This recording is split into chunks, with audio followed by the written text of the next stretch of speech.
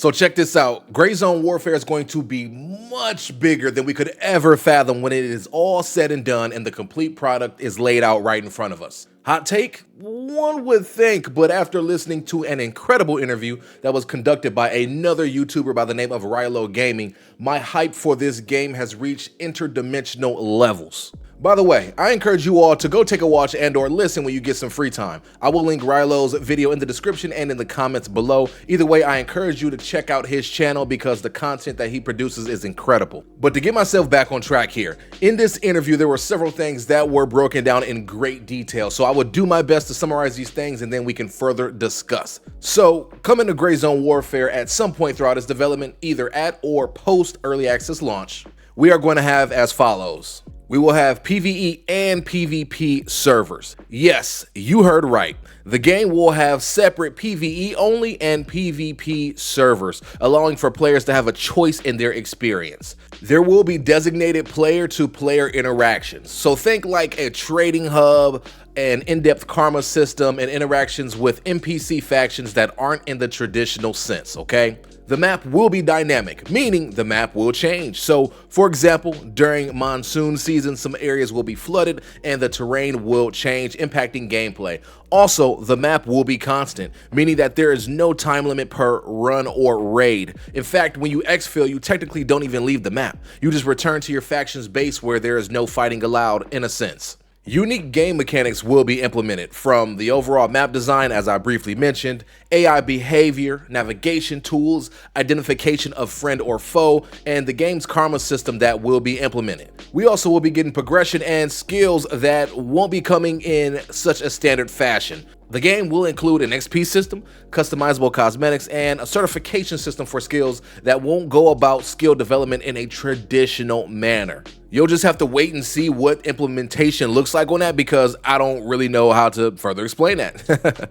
Also, do know that the factions in the servers are living. Players will be able to join factions, form squads, and enter server instances with persistent worlds. Every server/world is different due to the random world events, PMC-based locations, and much more. So when I say the servers are alive, they're pretty much alive. We will be getting a robust economy and trading system, okay? As I briefly mentioned before, a player-driven economy and trading system are planned with caution against overly influencing gameplay. Devs don't want another Diablo situation on their hands, you know? If you don't know about that situation, there was actually like an epidemic where players could just buy the best gear in-game from other players instead of working for it. Yeah, talk about funky, right? There will be an emphasis on the technical aspects as well, like game optimization for older hardware, heavy anti-cheat measures, and potential console support that could be in the pipeline at some point after the game is developed on PC. And lastly, they're going to be incorporating beautiful artistic elements.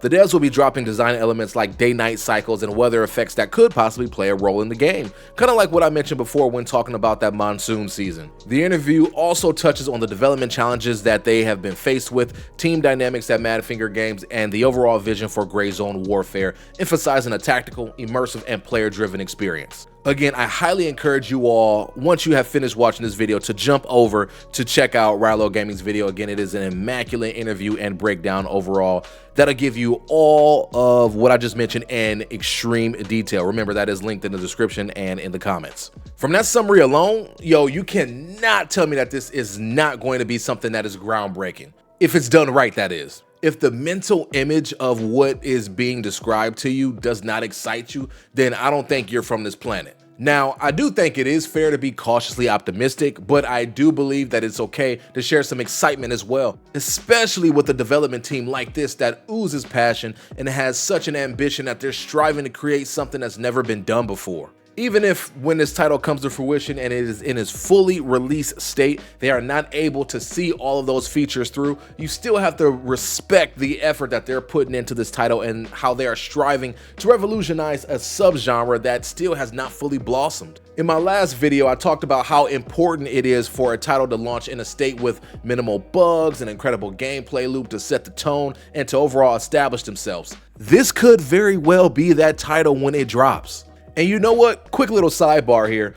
I believe that the time of AAA developers being the cream of the crop is over with, and if we truly want innovation and addicting titles that we can know life, indie studios are the way to go as we move forward. To be honest, they've been the way to go for the last several years. I just have not been sipping the Kool-Aid, but I'm hip now. I'm hip. Madfinger Games, consider me a stan until further notice. Just please, please, please, I beg you, don't break my heart. Emotions aside though, talk to me. What do you all think? Are you all excited about Gray Zone Warfare, or could you care less? Please, please, please, please, let me know down in the comments, and until next time, we are signing out. Peace!